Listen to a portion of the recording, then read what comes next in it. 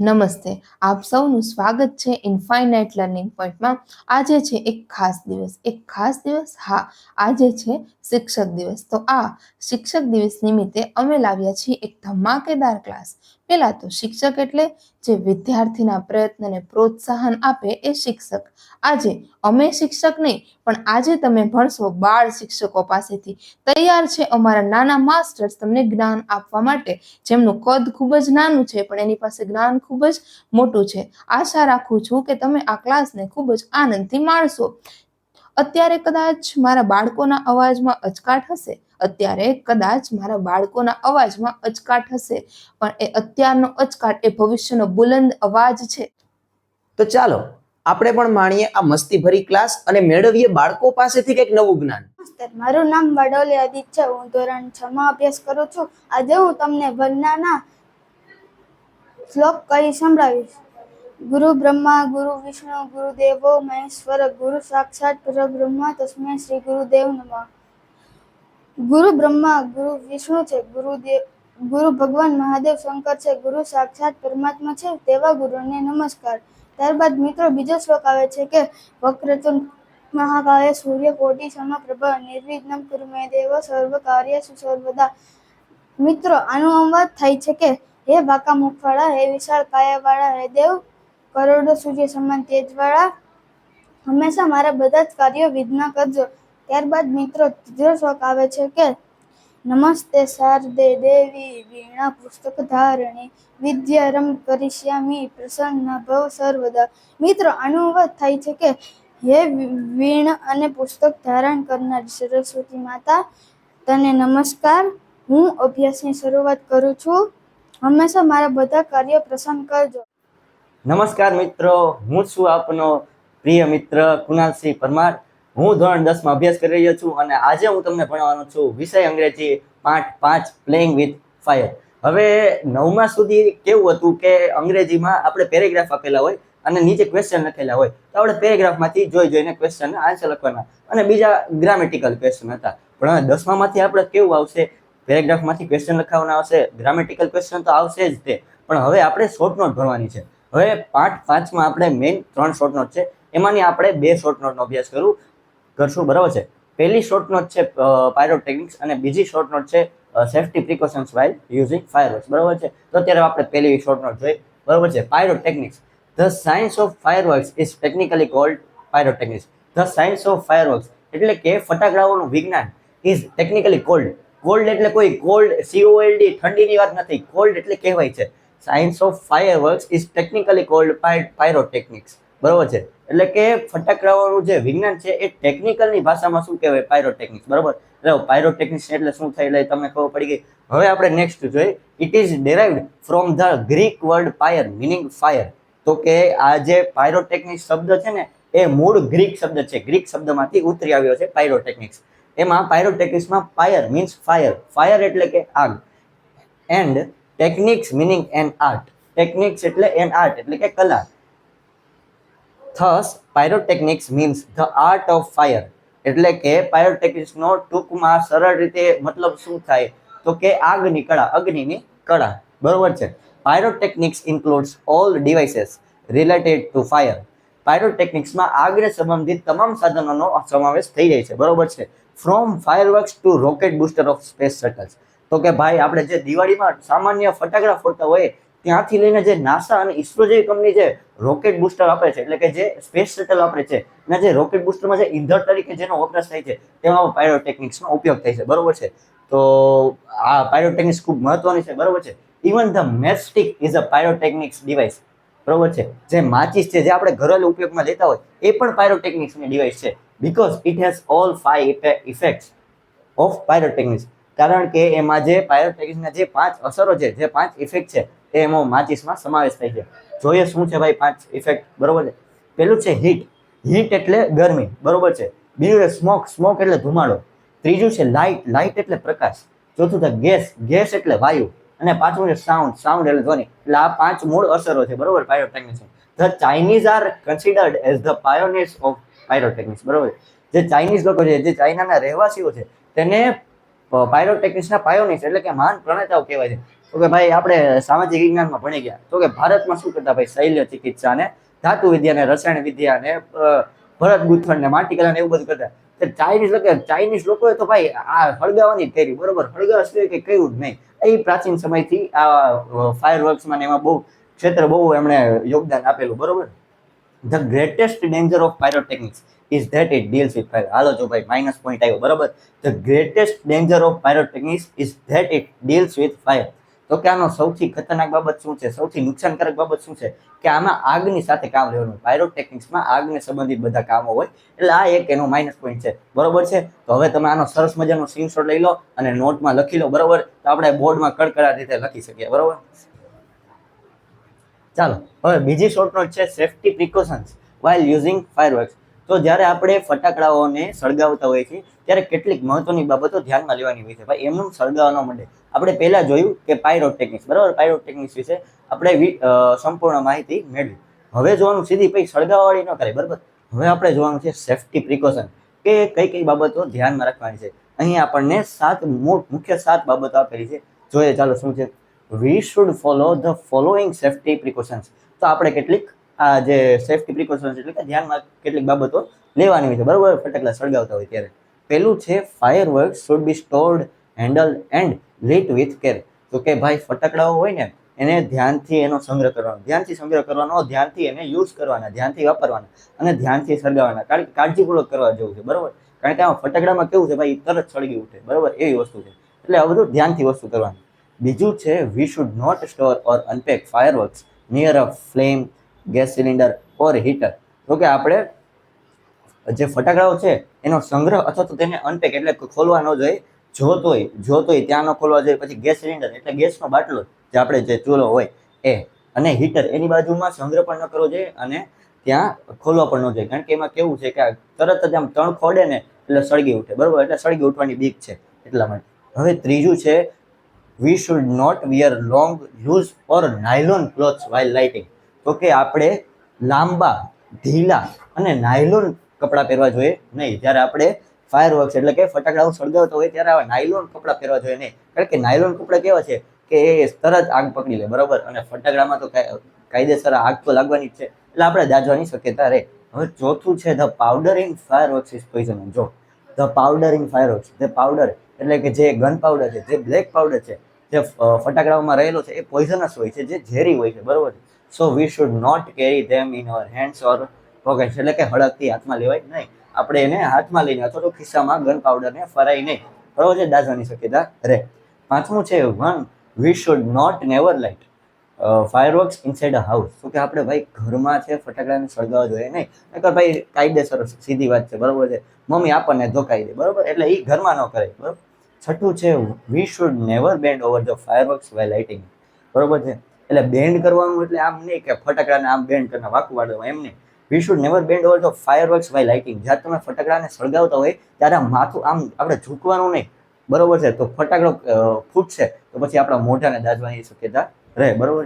અને સાતમું છે if you do get a burn you should go to a doctor. તો ભાઈ જો તમે દાઝી જાવ છો તો તમારે ડોક્ટર પાસે વહી જવાનું. પછી તેલ નહીં લગાડવાનું ને બામ નહીં લગાડવાનું, એવું કંઈ ઘરેલું ઉપાય કરવાનું નહીં. ડોક્ટરને કહેવાનું ભાઈ સાહેબ જો બોલો હળકથી હાથમાં લીધી હતી અને દજાઈ ગયું, એટલે જાણું હું ડોક્ટર પાસે જવાનું, બરોબર છે. તો આજ માટે આટલું જ છે મિત્રો. આશા છે કે તમને ગમ્યું હશે. ફરીથી અમારા શિક્ષક શ્રી જો મોકો દેશે તો ફરી મુલાકાત લેશું. જય હિન્દ, જય ભારત. હેલો મિત્રો, મારું નામ છે ગોયલ તુલસી ને આજે હું તમને ભણાવવાની છું ધોરણ 9 નું સાયન્સનું ચેપ્ટર 5 સજીવોનો પાયાનો એકમ. અને એમાં મારો ટોપિક છે પ્રાણી કોષ અને વનસ્પતિ કોષ વચ્ચેનો તફાવત. તો ચાલો જાણીએ. પ્રાણી કોષમાં માત્ર ગોલ્ગી કાય, અંતઃકોષરસ ઝાડ, કણાભસૂત્ર અને લાઇસોઝોમ જેવી અંગિકાઓ આવેલી હોય છે. આ બધી જ અંગિકાઓ વનસ્પતિ કોષમાં પણ હોય છે. તો પ્રાણી કોષમાં અંતઃકોષરસ ઝાડ, કણાભસૂત્ર, ગોલ્ગી પ્રસાધન અને લાઇસોઝોમ જેવી અંગિકાઓ આવેલી હોય છે. જ્યારે વનસ્પતિ કોષમાં અંતઃકોષરસ ઝાડ, ગોલ્ગી પ્રસાધન, કણાભસૂત્ર એ સિવાયની રસધાની અને હરિતકણ પણ આવેલા હોય છે. વનસ્પતિ કોષમાં રસધાની તે વનસ્પતિ કોષમાં 70 થી 90% ભાગ રોકે છે અને હરિતકણ તે વનસ્પતિને લીલો રંગ પ્રદાન કરે છે. આ પ્રાણી કોષમાં સૌથી બહારનું પડ કોષરસ પટલ હોય છે. પ્રાણી કોષમાં સૌથી બહારનું પડ તે કોષરસ પટલ હોય છે અને વનસ્પતિ કોષમાં સૌથી બહારનું પડ કોષ દિવાલ હોય છે. કોષ દિવાલ કોષરસ પટલની ઉપર આવેલી હોય છે, એટલે કે વનસ્પતિ કોષમાં કોષ દિવાલ સૌથી ઉપર હોય છે અને એની અંદર કોષરસ પટલ આવેલું હોય છે. અને કોષ દિવાલ વનસ્પતિ કોષને યાંત્રિક મજબૂતાઈ પ્રાપ્ત કરાવે છે અને તે સૌથી બહાર આવેલી અંગિકા છે. તો ચાલો આપણે નેક્સ્ટ પોઈન્ટ જોઈએ. નેક્સ્ટ પોઈન્ટ છે અંતઃકોષરસ ઝાડ. કોષના સમગ્ર કોષરસના વિસ્તારમાં સમકેન્દ્રીય રીતે પથરાયેલી હોય છે, એટલે કે કોષ કેન્દ્રની આજુબાજુ પથરાયેલી જે અંગિકા હોય છે તેને અંતઃકોષરસ ઝાડ કહે છે. તે લાંબી કે નલિકાકાર અથવા કોથળી જેવી રચના ધરાવે છે. એટલે કે તે એકબીજાની ઉપર કોથળીની રચના ધરાવે છે, જે એકબીજાની ઉપર પથરાયેલી હોય છે. અંતઃકોષરસ ઝાડના બે પ્રકાર હોય છે.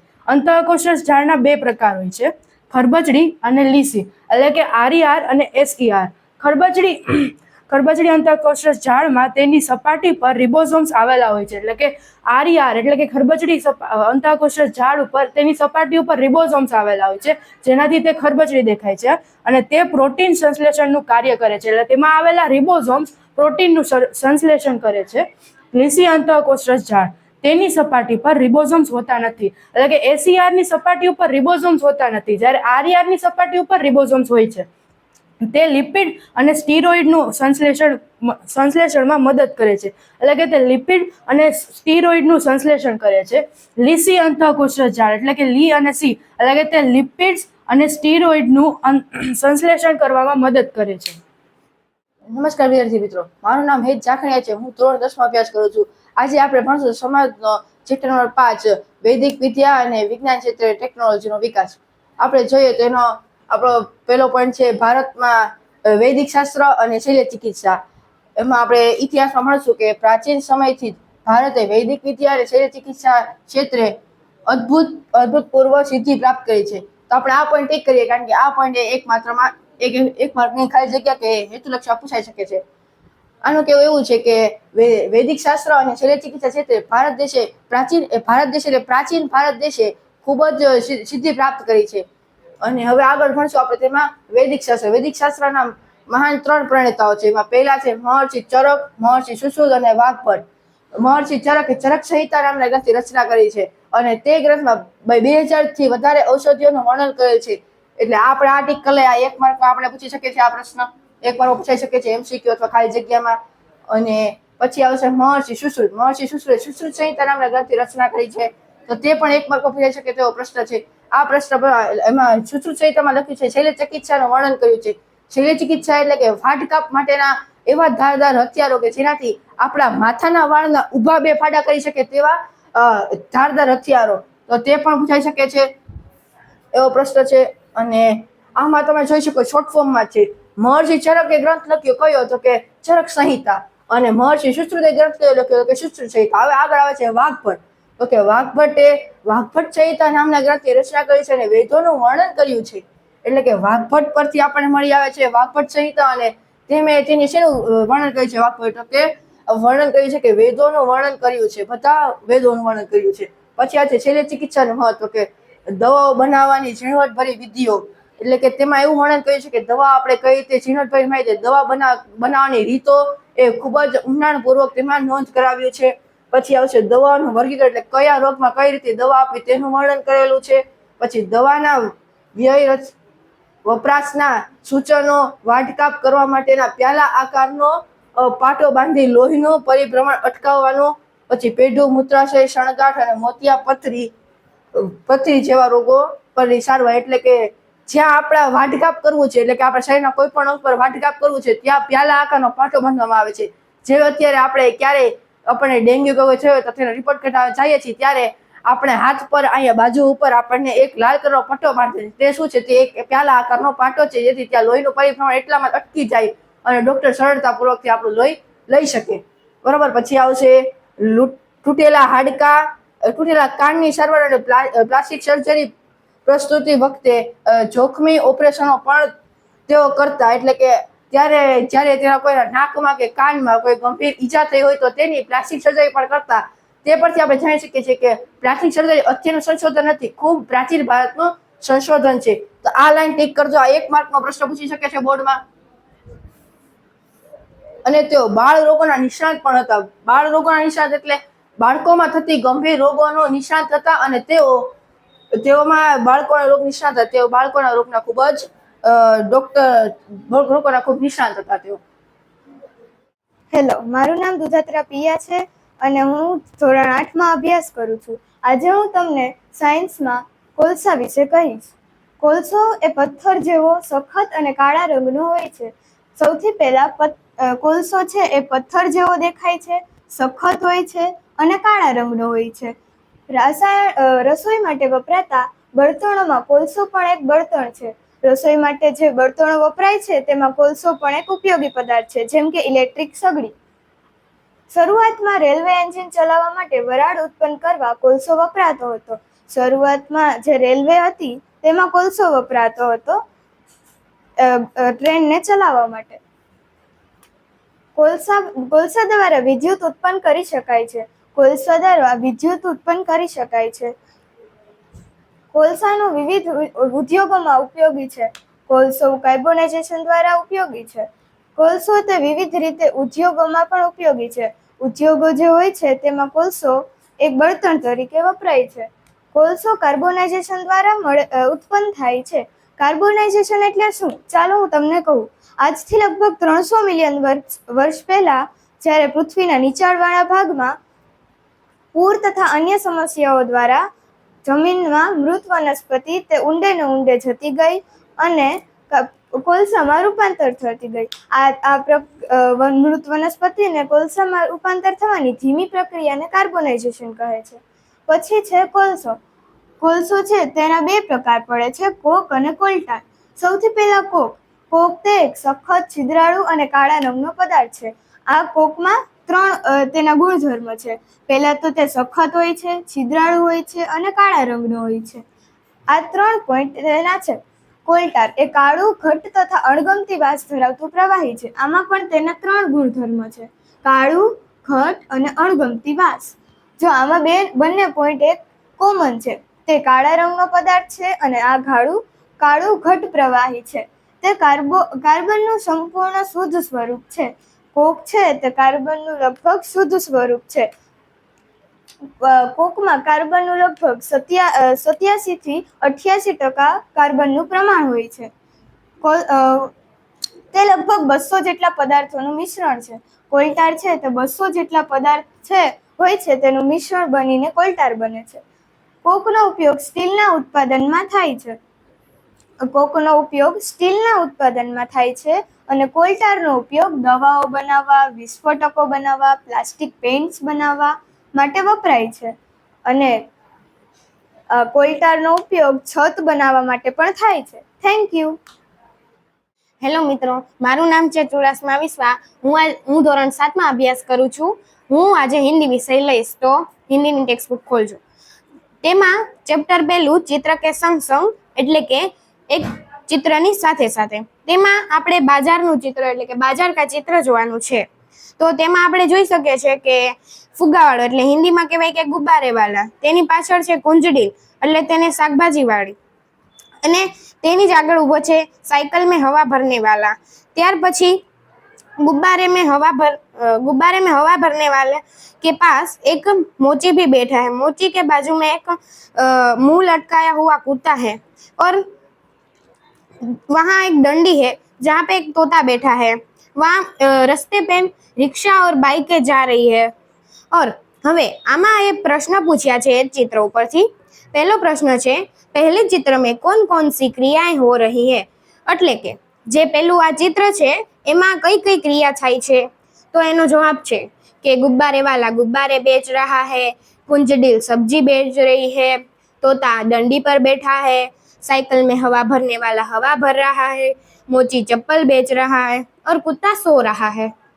बीजो प्रश्न, गुब्बारे हवा में क्यों उड़ रहे हैं. गुब्बारे हवा में इसलिए उड़ रहे हैं क्योंकि उसमें हवा या तो गैस भरी हुई है इसलिए. ત્રીજો પ્રશ્ન, ટ્યુબ में हवा कब और क्यों भरी जाती है. એટલે કે ટ્યુબ ટાયર જે છે એમાં હવા ક્યારે અને કેમ ભરવામાં આવે છે.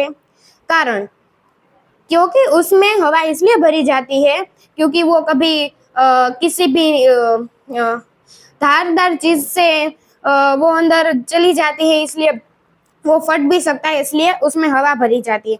चित्र में कुत्ता मुंह लटका कर क्यों बैठा है? એટલે ચિત્ર જે છે એમાં કૂતરો ઈ મોઢું લટકાવીને કેમ બેઠો છે?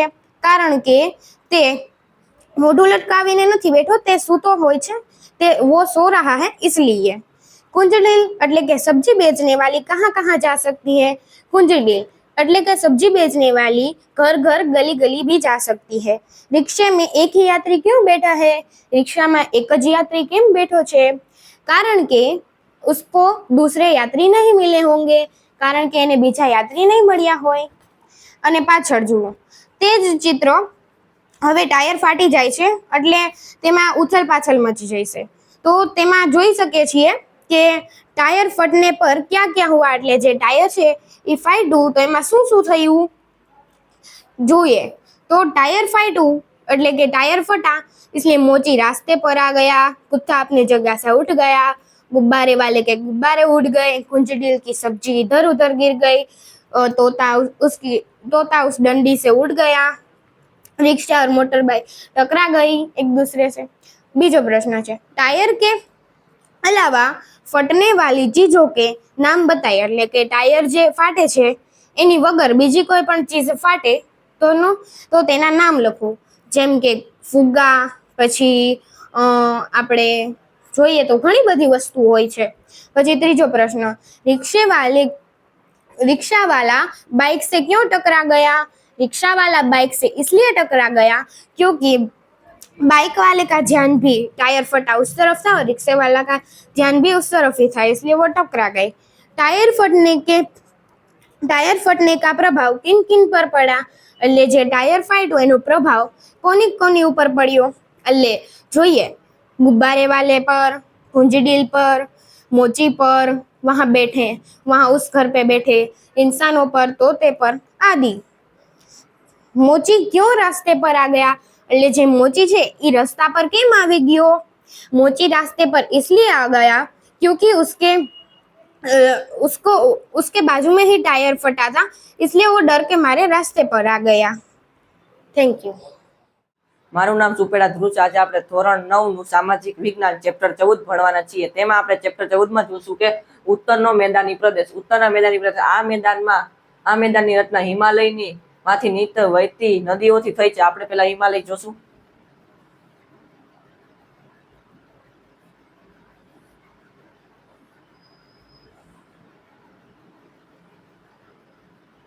આપણે જાણીએ છીએ કે હિમાલય એ ઉત્તરના ભાગમાં આવેલો છે। અહીંયાથી આપણે લઈએ હિમાલય, આ છે આપણો હિમાલય પર્વત। આપણે હિમાલય પર્વતમાં 3 નદી આમાં આપેલી છે। 3 નદી ગંગા, બ્રહ્મપુત્ર અને સતલુજ, 3 નદીની શાખાઓ દ્વારા। એટલે આપણે જોઈએ કે ગંગા નદી આપણે અહીંયાથી નીકળતી હોય, ગંગા,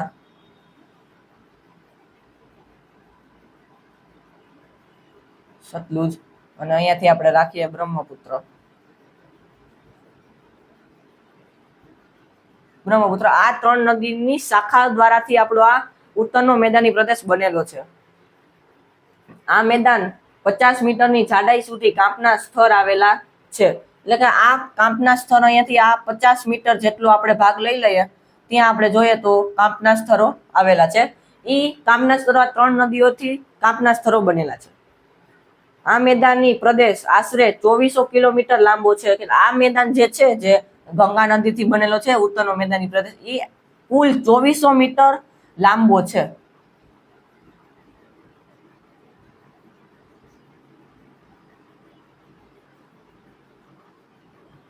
આ તમારો આઈએમપી પ્રશ્ન છે। દિલ્હી પાસે આ મેદાન સાંકડો છે। આપણે જોઈએ તો ઉત્તરને આપણે જમ્મુ કાશ્મીર થી નીચે થોડાક બાજુ આવીએ એટલે મહારાષ્ટ્રની ઉપર તો આમ તો દિલ્હી આવેલું છે।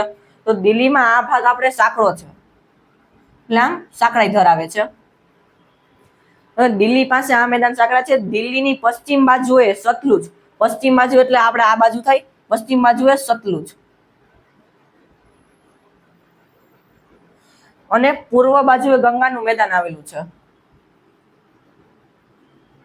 ગંગા, આ સતલુજ છે એ મેદાન જ છે અને ગંગા છે એ મેદાન જ છે। એટલે દિલ્હીની આ બાજુ અને આ બાજુ બે સતલુજ અને ગંગા આવેલું છે।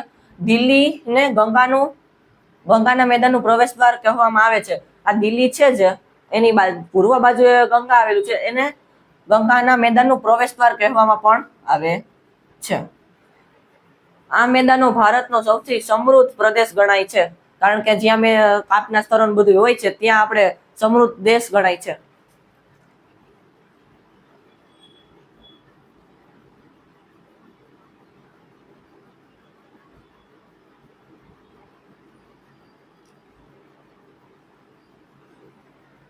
બે નદીઓ વચ્ચેની ભૂમિને દોઆબ કહે છે. દોઆબ.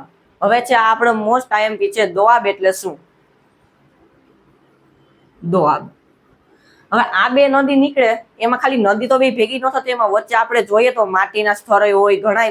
આપણે જોયું કે આ બે નદી વચ્ચે કાંપના સ્તર પણ હતા. તો એ સ્તર જે હોય એ જમીન જ છે, પણ એને આપણે સ્તર તરીકે નામ આપ્યું છે. એ સ્તર છે, એ સ્તરમાં કોઈ રહેતા તો હશે. એ રહેતા હોય, એ બે વચ્ચેની બે નદી વચ્ચેની જે જગ્યા હોય ને એને આપણે દોઆબ કહે છે. એટલે કે દો એટલે શું થાય? દો એટલે બે, અને આબ એટલે કે જળ. એટલે કે બે નદી વચ્ચેના જમીનને આપણે દોઆબ કહીએ છીએ. પછી આવે છે આપણે પંજાબ. હવે પંજાબ કેવી રીતે બન્યું છે એ ખૂબ આપણે મુખ્ય કારણ છે. જો અહીંયાથી આપણે આ નદીઓ જોઈ બધી 1 2 3 4 5 નદી છે. જે 5 નદી આ મુખ્ય છે એ સિંધુ નદીની શાખાઓમાંથી બનેલું છે. આ સિંધુ નદી છે ને એની આ શાખાઓ છે એ ઝેલમ, ચિનાબ, રાવી, બિયાસ અને સતલુજ. એ અહીંયાથી નીકળે છે. અત્યારે તો આપણે અહીંયાથી બધી નીકળી આમ પાકિસ્તાન તરફ જાય છે અમુક નદીઓ. અહીંયા આપણે અહીંયા ચિનાબ આવેલી છે. ચિનાબની ઉપર રાવી, ઝેલમ, બિયાસ અને સતલુજ. એમ સતલુજ તો અહીંયા જ છે આપણે. એવી રીતે આપણા પાકિસ્તાનમાં અમુક નદીઓ જાય છે. એટલે પાકિસ્તાન અહીંયા છે ને પંજાબ આપણે અહીંયા આવે છે. એને 5 નદીઓના સમૂહથી આપણા પંજાબ બનેલું છે. Thank you. કૃષ્ણ. મારું નામ છે ધાર્મિક ગોહેલ. હું તમને મનુષ્યનું પાચન શીખડાવીશ. મુખ, અન્નળી, જઠર, નાનું આંતરડું, મોટું આંતરડું, મળાશય ને મરદાર. જય શ્રી કૃષ્ણ. અસ્તુ. હેલો મિત્રો, મારું નામ છે ગોહેલ તીર્થ ને હું ધોરણ 9 ગુજરાતી મીડિયમમાં અભ્યાસ કરું છું. હું આજે ધોરણ 9નું ચેપ્ટર વિજ્ઞાનનું ચેપ્ટર 8 બળ અને ગતિના નિયમો સમજાવીશ ને એમાં હું જડત્વનો નિયમ સમજાવીશ. તેમાં જડત્વ એટલે કોઈ પદાર્થ જ્યાં સુધી પદાર્થને બાહ્ય બળ ન લગાડવામાં આવે ત્યાં સુધી તે સ્થિર રહેવાની કોશિશ કરે તેને જડત્વ કહે છે. ટૂંકમાં કહીએ તો પદાર્થની આળસને જડત્વ કહે છે. જડત્વના 3 પ્રકાર છે: સ્થિર સ્થિતિનું જડત્વ, ગતિનું જડત્વ અને દિશાનું જડત્વ. સૌ પ્રથમ વાત કરીએ તો દિશાનું જડત્વ. દિશાના જડત્વમાં જો કોઈ આપણે ધારો કે આ બસ છે તે આ બાજુ આમ ગતિ કરે છે, આમ સીધી જતી હોય ને પછી આ બાજુ ગતિ કરે તો આપણે જોયું હશે કે તમે આ બાજુ થોડા થોડા નમો છો. તો કેમ કે પદાર્થ આપણે જે શરીર હોય તે પહેલા જ મતલબ આગળની તરફ જ ગતિ કરવાની કોશિશ કરે છે, એટલે તે આ બાજુ નમે છે ને બસ આ તરફ જાય છે. હવે વાત કરીએ તો ગતિના જડત્વની, તો તમે જોયું હશે કે બસમાં આપણે બેઠા હો અને બસ સતત ગતિ કરતી હોય છે તો અને અચાનક બ્રેક મારે તો તમે હોય તે આગળની બાજુ જો, કારણ કે તમારું શરીર એટલે કે પદાર્થ આગળની તરફ ગતિ કરવાનું ચાલુ રાખવાનો પ્રયત્ન કરશે. પછી જોઈએ કે સ્થિર સ્થિતિનું જડત્વ, તો તમે જોયું હશે કે આપણે બસમાં બેઠા હોય ત્યારે અચાનક બસ શરૂ થાય તો આપણે પાછળની તરફ જઈએ છીએ, કારણ કે થાય છે કે આપણે સ્થિર રહેવાની કોશિશ કરીએ છીએ અને આપણે આગળની તરફ જઈએ છીએ. હવે હું તમને સમજાવીશ ન્યૂટનની ગતિનો બીજો અને ત્રીજો નિયમ. ન્યૂટનની ગતિનો બીજો નિયમ આપણે F = ma નો સૂત્ર આપે છે. ત્રીજો નિયમ એટલે કે આઘાત પ્રત્યાઘાતનો નિયમ એવો છે કે બે પદાર્થો વચ્ચેની આંતરક્રિયા દરમિયાન એક પદાર્થ બીજા પદાર્થ પર જેટલું બળ લગાડે છે તેટલા જ મૂલ્યનું વિરુદ્ધ દિશામાં બળ બીજો પદાર્થ પેલા પદાર્થ પર લગાડે છે.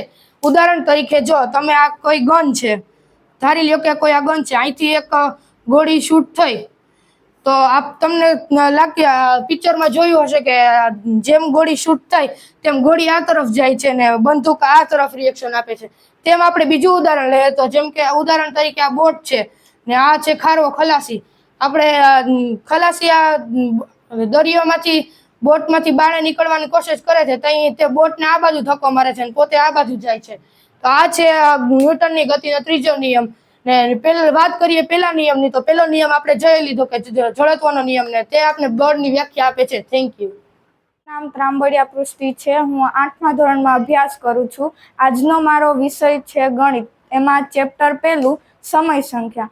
આપણે સાદું રૂપ કેમ અપાય તે જોશું. તો રકમ આપણી છે 8/-15 પ્લસ 4/-3. તો હવે પહેલા આપણે લસા લેશું.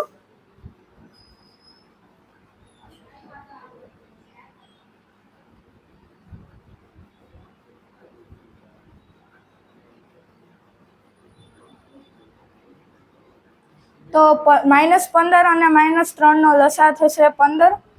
તો 8/15 એમને એમ રહેશે. 3 ને આપણે 5 વડે ગુણશું તો આપણને જવાબ 15 મળશે. ઉપર પણ 5 વડે ગુણી લેશું. 8/15 એમને એમ પ્લસ 4 5 20 ને 3 ગુણ્યા 5 એટલે 15. 15 એમને એમ 8 + 20 એટલે જવાબ મળશે 28. હવે આપણે બીજો દાખલો જોશું. 7/-26 પ્લસ 16/39. તો હવે જોશું તેમાં પણ આપણે લસા લેશું છેદ સરખા કરવા માટે. હવે 26 અને 39 નો લસા થશે 78.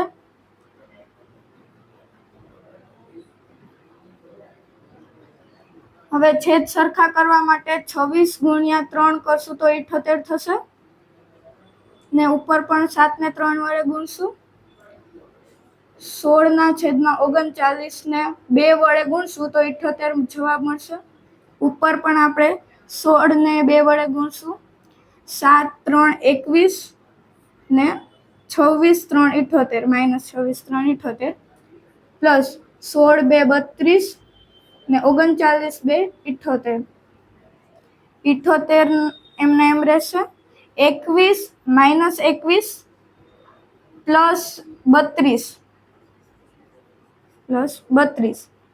પ્લસ માઇનસ 32 માંથી આપણે 21 ને બાદ કરશું તો જવાબ મળશે 11 અને મોટા પદની નિશાની. હેલો, મારું નામ જાખણિયા પ્રિન્સ છે. હું ધોરણ 10 ગુજરાતી માધ્યમમાં અભ્યાસ કરું છું. આજે હું વિષય ગણિતનું ચેપ્ટર નંબર 6 ત્રિકોણમાંથી થેલ્સનો પ્રતિપ્રમેય આજે આપણે સાબિત કરવાનો છે. તો આપણે પહેલા તો સૌપ્રથમ આપણે થેલ્સના પ્રમેય માટે અહીંયા લખવું થેલ્સનો પ્રતિપ્રમેય. સૌપ્રથમ તો આપણે તેની આકૃતિ દોરવી છે. તો પહેલા આપણે એક ત્રિકોણ દોરવાનો છે.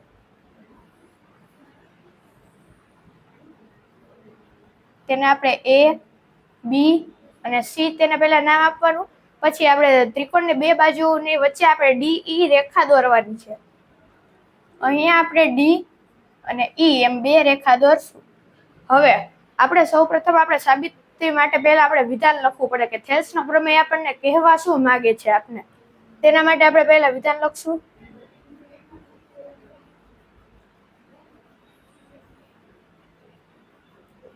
જો કોઈ એક રેખા ત્રિકોણની બે બાજુઓને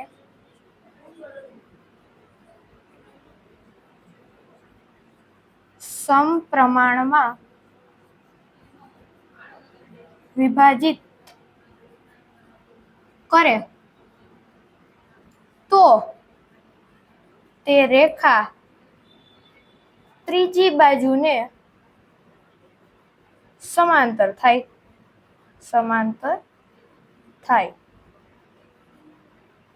થેલ્સનો પ્રતિપ્રમેય આપણને કહેવા માંગે છે કે જો ત્રિકોણની કોઈ એક રેખા ત્રિકોણની બે બાજુઓને સમપ્રમાણમાં વિભાજિત કરે છે તો તે રેખા ત્રીજી બાજુને સમાંતર થાય.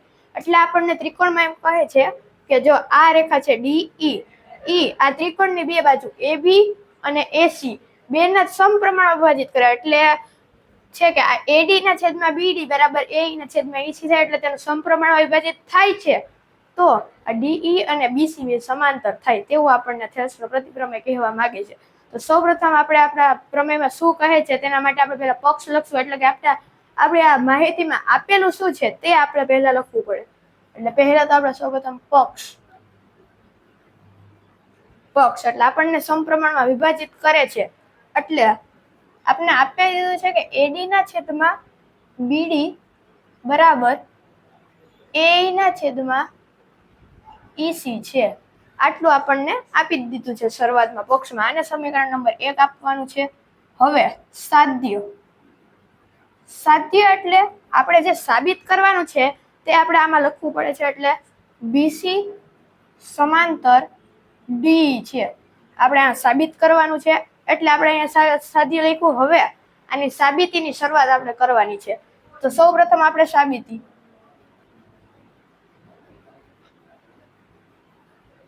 સાબિતી જો આપણને સાધ્યમાં તો આપી જ દીધું છે એડી ના છેદમાં બીડી બરાબર એ ના છેદમાં ઈસી સમીકરણ નંબર 1 છે.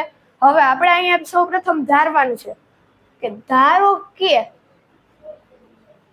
બીસી સમાંતર ડીઈ નથી. પહેલા આપણે સૌપ્રથમ ધારી લીધું કે બીસી અને સમાંતર ડીઈ આ નથી. હવે બીસી સમાંતર ડીઈ ડેશ થાય તેવી રેખા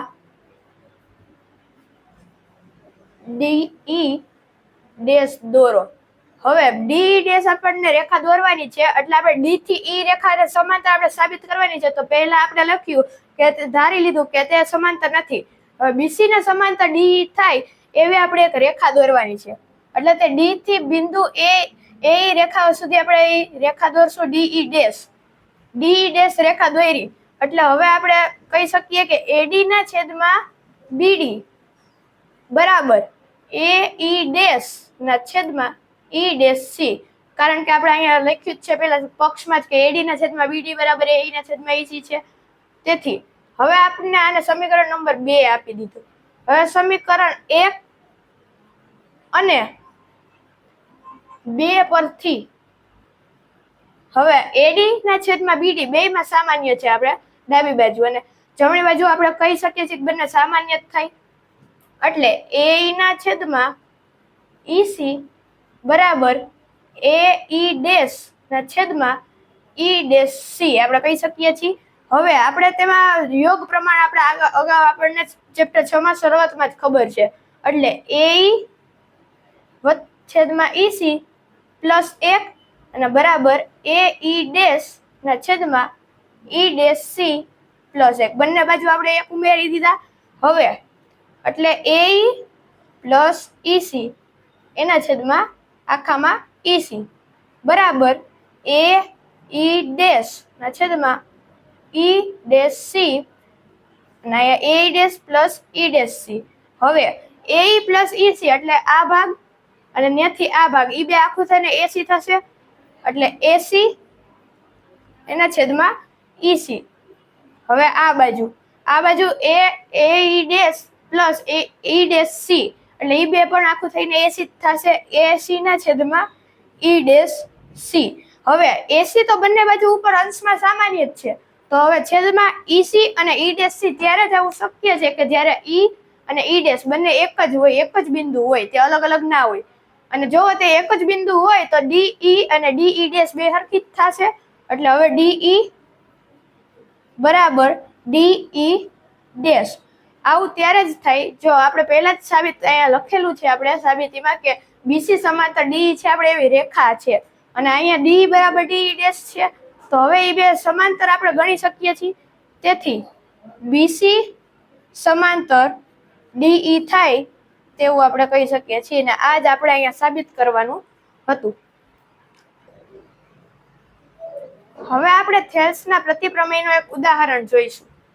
હવે આપણને આ ત્રિકોણમાં એડી બરાબર 3 સેમી, ડીબી બરાબર 6 સેમી, એઈ બરાબર 2 સેમી ને ઈસી બરાબર 4 સેન્ટીમીટર આપને આપેલું છે. હવે આપણે થેલ્સના પ્રતિપ્રમેય મુજબ થેલ્સના પ્રતિપ્રમેય મુજબ આપણને પહેલા તો આપણે થેલ્સના પ્રતિપ્રમેય બંને આ ડી બાજુ છે એ આ AB અને AC ને સમપ્રમાણમાં વિભાજિત કરે છે તે આપણે સાબિત કરવાનું છે.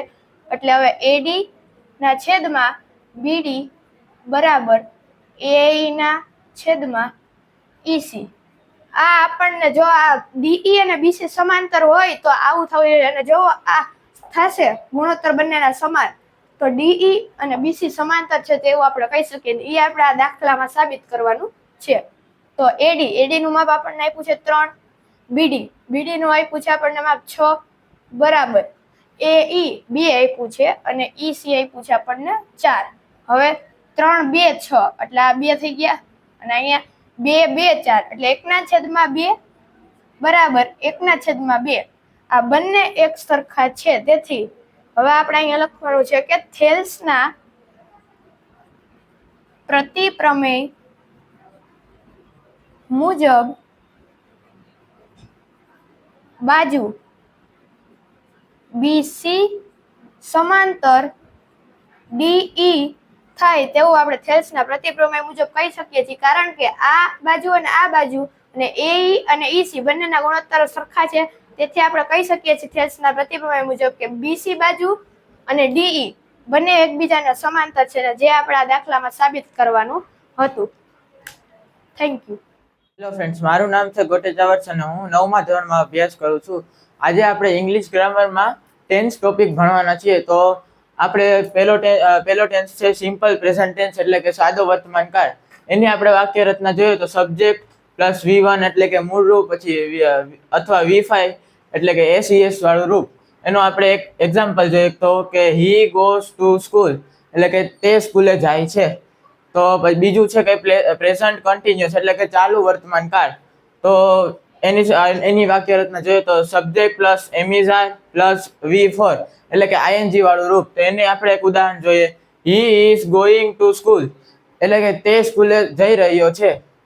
અને ત્રીજું છે પ્રેઝન્ટ પરફેક્ટ એટલે પૂર્ણ વર્તમાન કાળ. તેની આપણે વાક્ય રચના જોઈએ તો subject plus haves plus V3 એટલે V3 એટલે કે તેનું ભૂતકૃદંત રૂપ. એનું આપણે એક એક્ઝામ્પલ જોઈએ તો હી હેઝ ગોન ગો છે એનું ભૂતકૃદંત રૂપ ગોન થાય છે.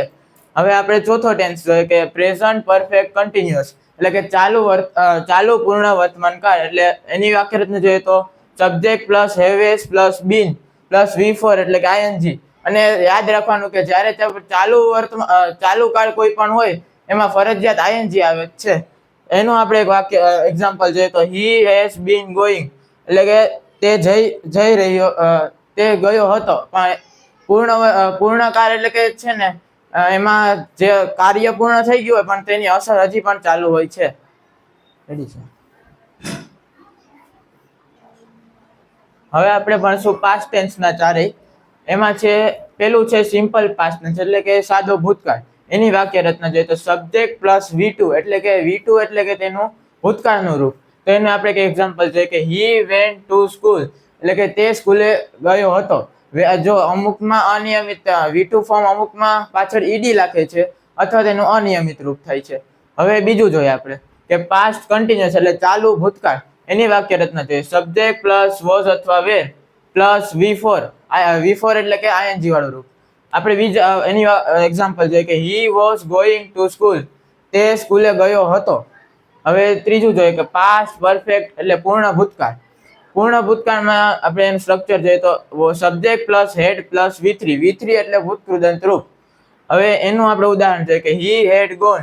હેડ છે એ ભૂતકાળમાં લાગે છે, જેમ પ્રેઝન્ટ ટેન્સમાં હેવ અથવા હેઝ લાગે છે તેમ ભૂતકાળમાં હેડ લાગે છે. હવે ચોથું છે પાસ્ટ પરફેક્ટ કન્ટિન્યુઅસ. એનો મતલબ થાય છે ચાલુ પૂર્ણ ભૂતકાળ. એની સ્ટ્રક્ચર છે કે subject plus head plus been plus V4 એટલે ING વાળું રૂપ, જેમ આપણે આગળ જોયું હતું. એનું આપણે એક્ઝામ્પલ કે હી હેડ બીન ગોઈંગ એટલે તે સ્કૂલે ગયો હતો. મારું નામ છે ચુડાસમા મયા. હું ધોરણ 8માં અભ્યાસ કરું છું. હું આજે વિજ્ઞાન વિષયનું ચેપ્ટર નંબર 2 સૂક્ષ્મજીવો, આપણા મિત્રો અને સજીવો. સૂક્ષ્મજીવો એટલે શું? તો કે સૂક્ષ્મજીવો એટલે એવો સજીવ જેને આપણે નરી આંખે જોઈ શકતા નથી તેને સૂક્ષ્મજીવો કહે છે. સૂક્ષ્મજીવોના ટોટલ 4 પ્રકાર પડે છે: બેક્ટેરિયા, ફૂગ, લીલ ને પ્રજીવ. એમાંના 4 બેક્ટેરિયા, ફૂગ, લીલ ને પ્રજીવ. બેક્ટેરિયાનું ઉદાહરણ છે ઇકોલાઈ, ફૂગનું ઉદાહરણ છે પેનિસિલિયમ, પ્રજીવનું ઉદાહરણ છે અમીબા અને લીલનો છે સ્પાઇરોગાઇડા. સૂક્ષ્મ વાયરસ, હવે આવે છે વાયરસ. વાયરસ એ એક સૂક્ષ્મદર્શી સજીવ છે. સૂક્ષ્મદર્શી તે સૂક્ષ્મજીવો કરતાં વિભિન્ન જ હોય છે. તે સૂક્ષ્મજીવો કરતાં કેટલો અલગ હોય છે, બરોબર. વાયરસ એ સૂક્ષ્મદર્શી હોય છે. વાયરસને સૂક્ષ્મ સજીવ અને નિર્જીવને જોડતી કડી કહે છે. સજીવ એટલે જે વાયરસ કોઈ પણ પ્રાણી અથવા મનુષ્યમાં પ્રવેશ કરે છે તે સજીવ કહેવાય છે. અને જ્યારે તે કોઈ પણ પ્રાણીઓ અથવા મનુષ્યમાં પ્રવેશ નથી કરતું તેને નિર્જીવ કહે છે. સૂક્ષ્મજીવો અત્ર તત્ર સર્વત્ર જોવા મળે છે. એટલે અહીંયા, ત્યાં અને બધે જ જગ્યાએ જોવા મળે છે. ગરમી હોય, જો બર્ફીલા ઠંડીથી ગરમ પાણીના ઝરણા તરફ રણની લઈ અને દલયુક્ત જમીનમાં પણ જોવા મળે છે. સૂક્ષ્મજીવો હરેક જગ્યા ઉપર જોવા મળે છે. બર્ફીલા ગરમ પાણીના ઝરણા, રેતળ જમીનમાં, દલદલયુક્ત જમીનમાં હરેક જગ્યાએ રહી શકે છે. Thank you. નમસ્તે, મારું નામ વાડોલી આયુષ છે. હું ધોરણ 6માં અભ્યાસ કરું છું. આજે હું તમને સામાજિક વિજ્ઞાનમાં વિવિધતામાં એકતા વિશે ભણાવીશ. આપણા દેશમાં જાત જાતની વિવિધતામાં એકતા જોવા મળે છે. ભારતીય સંસ્કૃતિ વિશ્વની પ્રાચીન સંસ્કૃતિમાં એક છે. આપણા દેશની પ્રજા, પોશાક, રહેઠાણ, રીત રિવાજો, ધર્મ, ભાષા, તહેવારો વગેરે અનેક બાબતોમાં એકબીજાની ભિન્નતા જોવા મળે છે. છતાં આપણા દેશના દેશવાસીઓ ભાવનાત્મક એકતા જોવા મળે છે. દેશવાસીઓમાં ભાવનાત્મક એકતા એટલે ભાવની એકતા જોવા મળે છે. વિવિધતામાં એકતા એ આપણી સંસ્કૃતિની આગવી વિશેષતા છે. તેથી આપણા ભારતની સર્વ ભાષાઓમાં સંસ્કૃત ભાષાને સર્વ ભાષાઓની જનની કહેવાય છે. જુદા જુદા ધર્મો, જુદા જુદા તહેવારો તથા રીત રિવાજો જોવા મળે છે. ભાષાઓ અને જાતિઓ લોકો પોતાના રાષ્ટ્ર માટે પ્રેમ, સન્માન, દેશ માટે સત્ય ભાવના તથા લાગણીઓની સમાન ભાવે અનુભવે તેને સાચી રાષ્ટ્રીય એકતા કહેવાય. રાષ્ટ્રીય એકતાથી રાષ્ટ્રનો આર્થિક, સામાજિક, ઔદ્યોગિક વગેરે ક્ષેત્રમાં વિકાસ થાય છે. વિવિધતાઓની વચ્ચે પણ લોકો શાંતિ, સલામતી અને સમૃદ્ધિ પ્રાપ્ત કરે છે. તેથી જ ડૉક્ટર રાધાકૃષ્ણનજીએ કહ્યું હતું કે જો આપણે એક રાષ્ટ્રના રૂપમાં જીવિત રહેવું હશે તો આપણે સૌએ રાષ્ટ્રીય એકતાની આવશ્યકતા સ્વીકારવી જ પડશે. જય હિન્દ, જય ભારત. મારું નામ ટાંક સાત્વિક છે. હું ધોરણ 9માં અભ્યાસ કરું છું. આજે આપણે ભારતમાં આવેલી 2 જમીનના પ્રકારો વિશે જોઈશું. જેમાં પહેલો પ્રકાર પડે છે કાંપની જમીન અને બીજો પ્રકાર પડે છે કાળી જમીન. એમાં પહેલા પ્રકાર એટલે કે કાંપની જમીન વિશે જોઈએ તો કાંપની જમીન એટલે કે જે આ જમીન એ નદીઓની નજીકમાં આવેલી હોય છે. તે ખૂબ જ વધારે ચીકણી અને ઘેરા રંગની હોય છે. કાંપની જમીન એ દેશના ઘણા મોટા વિસ્તાર એટલે કે 43% વિસ્તારમાં પથરાયેલી હોય છે. આ જમીન એ ફળદ્રુપ હોવાથી તેમાં ઘણા અનાજ પણ લેવામાં આવે છે. ઉદાહરણ તરીકે ઘઉં અને ડાંગર. બીજો પ્રકાર આપણે જોઈએ તો કાળી જમીન. આ જમીન એ ખૂબ જ ચીકણી અને કસવાળી હોય છે. તે લાંબા સમય સુધી તે ભેજ ગ્રહણ કરવાની ક્ષમતા ધરાવે છે. આ જમીન રૂપાંતરિત ખડકમાંથી બનેલી હોય છે. રૂપાંતરિત ખડક એટલે કે આપણા પૃથ્વીની સપાટીની સૌથી બહારનો ખડક હોય છે તેને રૂપાંતરિત ખડક તરીકે ઓળખવામાં આવે છે. આ જમીન એ કપાસના પાક માટે વધુ લેવામાં આવે છે. તેથી તેને કપાસની જમીન અથવા તો રેગુડ જમીન પણ કહેવામાં આવે છે. Thank you. હેલો ફ્રેન્ડ્સ, મારું નામ ભીમાણી વાસુ છે. હું ધોરણ 9માં અભ્યાસ કરું છું. હું આજે તમને ગણિત વિષય કરાવીશ, જેમાં ચેપ્ટર 2 બહુપદી શીખવાડી. જેમાં બહુપદીમાં દ્વિઘાતના અવયવ કેમ પાડવા તેમ શીખવાડી. દ્વિઘાતના અવયવ પાડવા માટે પ્રથમ પદ અને અંતિમ પદનો ગુણાકાર કરવામાં આવે છે.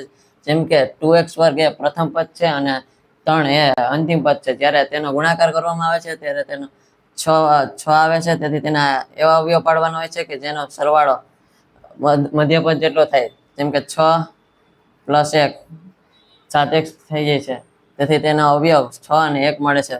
પછી 2x નો વર્ગ plus 6x plus 1 x plus 3 એમ મૂકવાના રહે છે. પછી એમાંથી કોમન કાઢવાના છે, જેમ કે 2x ને કોમન કાઢો, પછી 1x વધ્યો અને 1 આ એ બેને કોમન કાઢીને x, પછી 3 2 6, જેમ કે 2 3 2 અહીંયા કોમન નીકળી ગયા અને 3 અહીંયા રહી ગયા, પછી પ્લસ 1x, પછી આ એનું એક અંશ અહીંયા મૂકવાનું, x પ્લસ 3, છેલ્લે x પ્લસ 2x પ્લસ 1 અને x પ્લસ 3 એમ બે કાઉન્સ મળશે. પછી ઋણ હોય છે ત્યારે તેના એવા બે ભાગ પાડવાના હોય છે કે જેને બાદબાકી મધ્યમ પદ જેટલી થાય, જેમ કે 3x નો વર્ગ અને 4, તે બેનો ગુણાકાર કરવાથી તેના 12 આવે છે અને તેના અવયવ 3 - 4 થાય છે. જ્યારે 3x નો વર્ગ -4x પ્લસ 3x અને -4, જ્યારે આમાં x બહાર નીકળી જાય છે અને 3x કાઉન્સમાં, પછી -4x 4, પછી પ્લસ 1 3x -4 તેમ બે કાઉન્સ મળે છે. પછી તેમાંથી x પ્લસ 1 બહાર નીકળે છે અને 3x -4 બહાર નીકળે, એમ બે કાઉન્સ આમ મળે. પછી 12x અને પ્લસ 1 એમ બંનેનો ગુણાકાર કરવાથી 12 આવે છે, તેના અવયવ 3 4 12 થાય છે. પછી 12x વર્ગ -4x -3x પ્લસ 1, તેમાંથી 12 4 3 12, તેથી 4 અને 4x 12 કોમન નીકળી જાય છે. પછી 3x 12 કાઉન્સમાં આવી જશે -1, પછી -1 3x -1, છેલ્લે 4x -1 અને 3x -1 મળે છે. Thank you. લિંબાસિયા જેણે છે. હું ધોરણ 7માં અભ્યાસ કરું છું. આજે હું સામાજિક વિજ્ઞાનનું ચેપ્ટર 2 દિલ્હી સલ્તનત વિશે થોડુંક તમને સમજાવીશ. દિલ્હી સલ્તનતની સ્થાપના ઈસવીસન 1206 થી ઈસવીસન 1526 દરમિયાન ઉત્તર ભારતના વિશાળ વિસ્તાર ઉપર શાસન કરનાર અને શાસકોને સુલતાન અને શાસનકાળને દિલ્હી સલ્તનત તરીકે ઓળખવામાં આવે છે, જેમાં 5 વંશોએ સત્તા ભોગવી હતી. પહેલું ગુલામ વંશ, બીજું ખલજી વંશ, ત્રીજું તુગલક વંશ, ચોથું સૈયદ વંશ અને પાંચમું લોદી વંશ. આજે હું તમને ગુલામ વંશ વિશે થોડું સમજાવીશ. ગુલામ વંશ 1206 થી 1290 ઈસવીસન 1206 થી 1290માં ગુલામ વંશની સ્થાપના થઈ હતી. ત્યાંનો પ્રથમ સુલતાન કુતુબુદ્દીન એબક હતો. ઇલ્તુત્મિશ કુતુબુદ્દીનના એબકના મૃત્યુ બાદ ઇલ્તુત્મિશ દિલ્હીની ગાદી આવ્યો. તેના પુત્રોમાંથી એક પણ તેને પુત્ર યોગ્ય લાગ્યો નહીં, તેથી તેની કાબિલ અને સક્ષમ પુત્રી રઝિયા સુલતાના તેના ઉત્તરાધિકારી તરીકે જાહેર કરી. ઇલ્તુત્મિશના મૃત્યુ બાદ રઝિયા સુલતાના દિલ્હીની ગાદી આવી. તે રઝિયા સુલતાનાના મૃત્યુ બાદ નાસરુદ્દીન તેનો ભાઈ 21 વર્ષ પછી ગિયાસુદ્દીન બલબન, તે 22 વર્ષના શાસન બાદ તેનું મૃત્યુ થયું અને ખલજી વંશની સ્થાપના થઈ. Thank you. વિદ્યાર્થી મિત્રો, મારું નામ છે જાગાણી રુદ્ર અને હું ધોરણ 8માં અભ્યાસ કરું છું. આજે હું તમને શીખવાડવા માંગુ છું કે સામાજિક વિજ્ઞાન અને પ્લાસીનું યુદ્ધ અને બક્સરનું યુદ્ધ. પ્લાસીનું યુદ્ધ પલાસ નામના વૃક્ષના મેદાનમાં થયું હતું, એટલે તેને પ્લાસીનું યુદ્ધ કહે છે. તે 1757માં થયું હતું. પ્લાસીનું યુદ્ધ સિરાજ ઉદ્દૌલા અને અંગ્રેજો વચ્ચે થયું હતું, જેમાં અંગ્રેજોએ કૂટનીતિનો સહારો લીધો હતો. અંગ્રેજોએ મીર જાફરને નવાબ બનાવવાની લાલચ આપી અને મીર જાફરે પછી લાલચ સ્વીકારી અને મીર જાફર વિશ્વાસઘાત કર્યો. પછી તેને બંગાળનો નવાબ બનાવવામાં આવ્યો. પછી મીર જાફરે 24 પરગણા જમીન દેતા જકાત વગર વેપાર કર્યો. તેનું પરિણામ એમ આવ્યું કે 1818માં સમગ્ર ભારત પર અંગ્રેજોએ શાસન કર્યું. હવે બક્સરનું યુદ્ધ. બક્સરનું યુદ્ધ 1764માં થયું હતું. બક્સરનું યુદ્ધ મીર કાસિમ અને અંગ્રેજો વચ્ચે થયું હતું, જેમાં અવધના નવાબે મીર કાસિમનો સાથ આપ્યો હતો.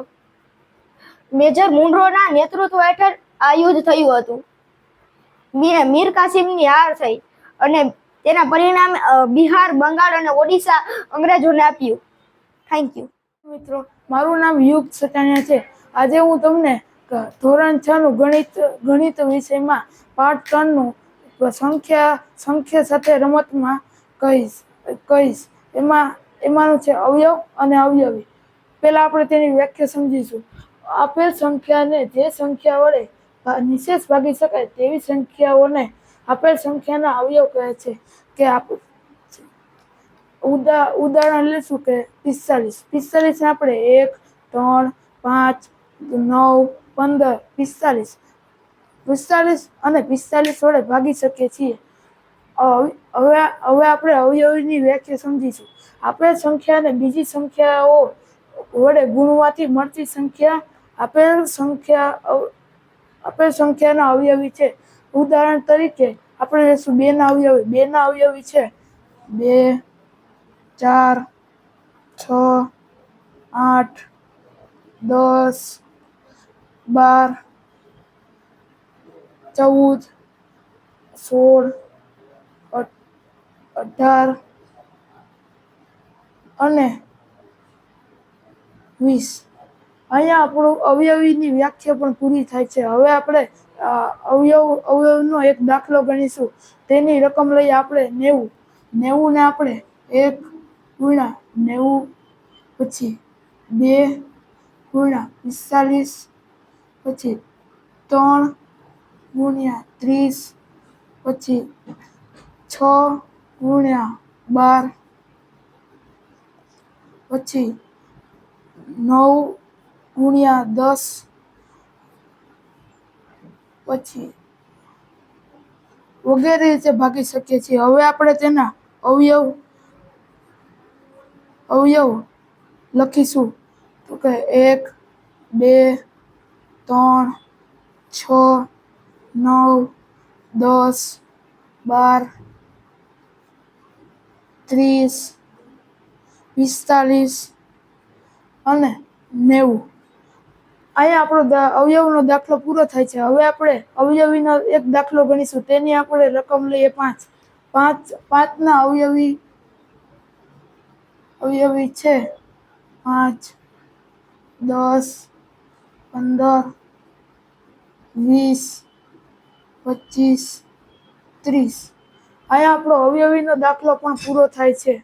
હેલો ગાઈસ, મારું નામ છે કોટક હેતી. હું આજે તમને ગુજરાતીનું પહેલું ચેપ્ટર કરાવીશ, જેમાં પહેલી કાવ્ય પંક્તિ છે સાંજ સમય સામળિયો વાલું વૃંદાવનથી આવે છે, આગળ ગોવર્ધન અને પાછળ સાજન મનમાં ઉપજાવે. એટલે કે સાંજના સમયે વાલું શ્રી કૃષ્ણ વૃંદાવનથી આવે છે ત્યારે આગળ ગોવર્ધન અને પાછળ સાજન છે અને મનમાં એક અનોખું દ્રશ્ય ઊભું થાય છે અને કાને કુંડળ મહેકે છે અને માથે મોર મુગુટ અને પીળા રંગના પિતાંબર પહેરેલા હોય છે અને ચુવા ચંદન પછેડી. કાને શ્રી કૃષ્ણએ કાને કુંડળ અને માથે શ્રી મુગુટ પહેરેલો હોય છે, પીળા પિતાંબર અને ચુવા ચંદન મહેકે છે. Thank you. મારું નામ ગોરડીયા માર્ક્સ છે. આજ હું તમને ઉપરકોટનો કિલ્લો અને રાણીની વાવ સમજાવીશ. ભીમદેવ પહેલાના પત્ની રાણી ઉદયમતી દ્વારા રાણીની વાવ બનાવવામાં આવી હતી. તે 7 માળની રાણીની વાવ છે. તે પ્રાચીન પાટનગર પાટણમાં આવેલી છે. રાજા ભીમદેવની રાણી ઉદયમતીએ ભીમદેવના મૃત્યુ પછી તેનું બાંધકામ કરાવેલું છે. તેને યુનેસ્કોએ આ વાવને વર્લ્ડ હેરિટેજ એનો દરજ્જો આપવામાં આવ્યો છે. હવે ઉપરકોટનો કિલ્લો જુનાગઢ જિલ્લામાં આવે છે. ઉપરકોટનું મૂળ નામ વીરદુર્ગ હતું. તેમાં અડીકડીની વાવ અને 9 ગણ કૂવો બંધાવી પાણીની સુવિધા પૂરી પાડી હતી. અડીકડીની વાવ અને 9 ગણ કૂવો જેણે ન જોયો તે જીવતો મૂર્ખ. અસ્તુ જય હિન્દ, જય ભારત. મારું નામ દેત્રોજા અભી છે. હું ધોરણ 9 ગુજરાતી મીડિયમમાં અભ્યાસ કરું છું. આજે આપણે ગણિત ધોરણ 9 ચેપ્ટર 1 સંખ્યા પદ્ધતિમાં ઉદાહરણ 7 સાબિત કરો કે 0.3312 ને પી પૂર્ણાંક હોય અને ક્યુ શૂન્યેતર પૂર્ણાંક હોય તેવા પી ક્યુ માટે પીના છેદમાં ક્યુ સ્વરૂપમાં દર્શાવો. હવે આપણે પહેલું સ્ટેપ લેશું. x બરાબર 0.312. 12 નો મતલબ અનંત થાય. હવે આપણે બંને બાજુ 10 વડે ગુણતા 10 ગુણ્યા x બરાબર 10 ગુણ્યા 0.12 હવે 10x બરાબર 3.312. હવે આપણે આ આપણું પહેલું પદ છે,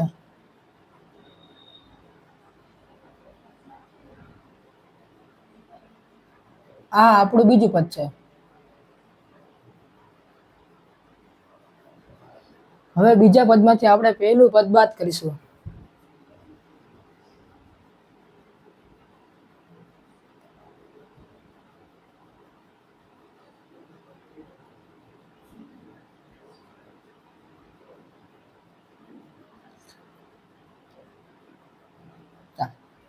હવે આપણે બીજું પદ લખીશું પહેલા 10x બરાબર 3.312. હવે આપણે પહેલું પદ લખીશું x બરાબર 0.312. અહીંયા માઇનસની નિશાની કરી નીચે આપણે માઇનસ કરશું. 3 માંથી 3 જાય એટલે 0.3 બરાબર ને બરાબર 10x - x એટલે 9x. x ને આ બાજુ આપણે એકલો કરી નાખશું અને 9 ને નીચે લઈ લેશું, 3 ની નીચે. હવે બેના છેદ ઉડાડીશું એટલે અહીંયા 1 આવશે ને અહીંયા આવશે 3. આનો જવાબ થશે 1/3. હવે આપણે બીજું ઉદાહરણ જોઈશું.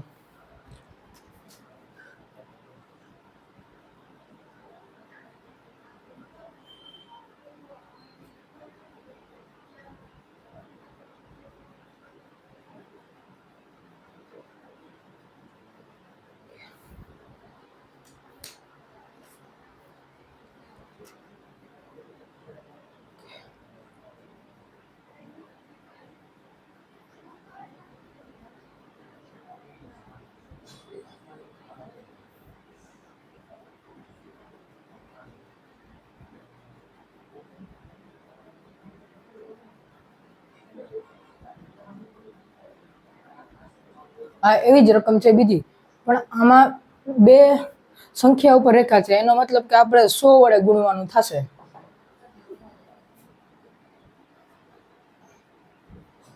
પેલું સ્ટેપ આપણું રહે છે કે x બરાબર 1.2712. હવે આપણે બંનેમાંથી 100 વડે ગુણશું.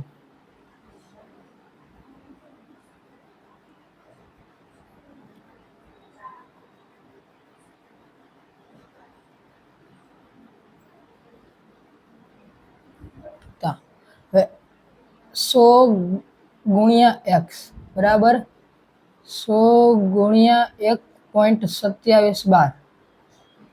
હવે આપણે જવાબ લખીશું 100x બરાબર 127.2712. આ આપણું પહેલું પદ હતું.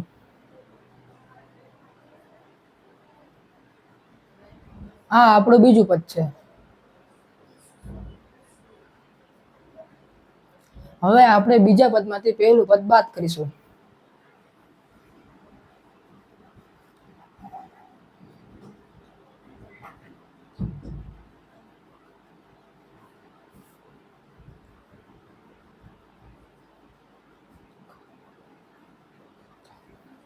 હવે આપણે બીજું પદ લખીશું પહેલા.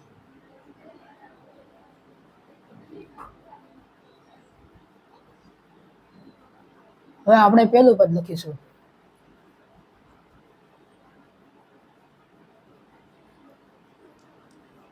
હવે આપણે બાદ બાકી કરીશું.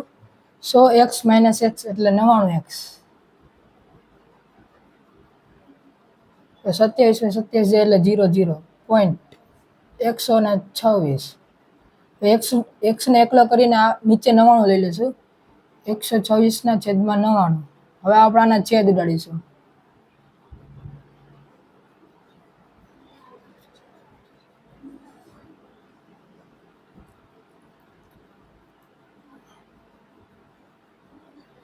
ચૌદ ગુણ્યા 9 એટલે 126. 99 11 ગુણ્યા 9 એટલે 11 ગુણ્યા 9 એટલે 99. x બરાબર 9 ઉડી જાય. જવાબ આવશે 14/11. Thank you.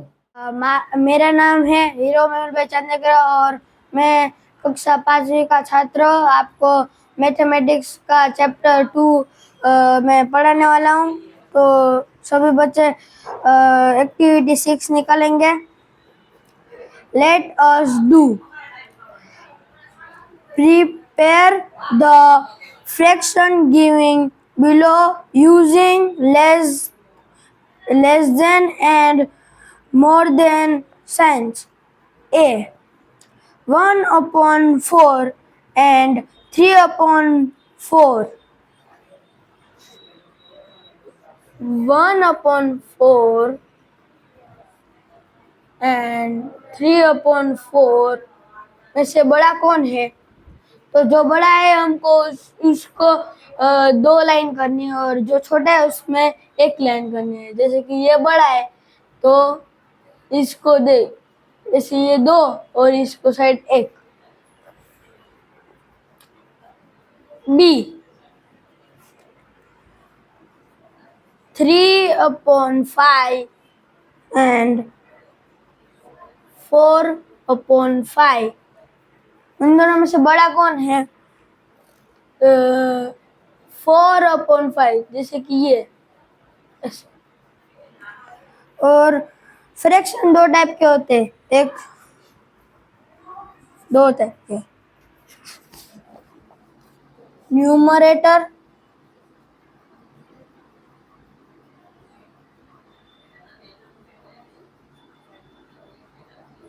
रेटर फर्स्ट और सेकंड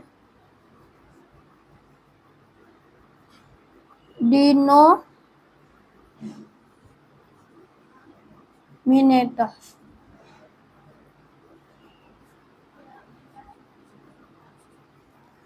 तो ये दोनों है। जो न्यूमरेटर है, न्यूमरेटर है उसमें जो ऊपर वाले हैं वो दोनों सेम होंगे। जो डिनोमिनेटर है उसमें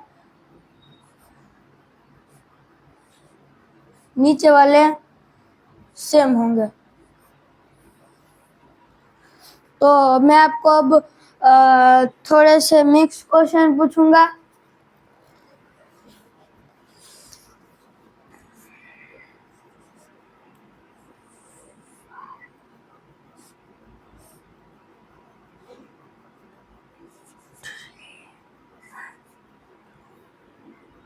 फर्स्ट, सेकंड, थर्ड।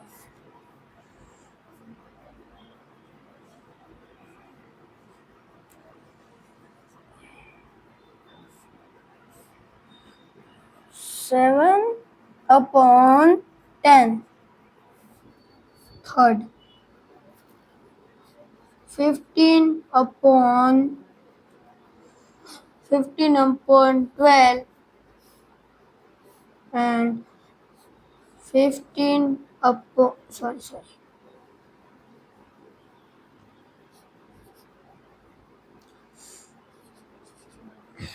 तो आप सब लिख लिए तो मैं उसको आंसर बताऊंगा। ये दोनों ऊपर के सेम है तो ये आएगा न्यूमरेटर।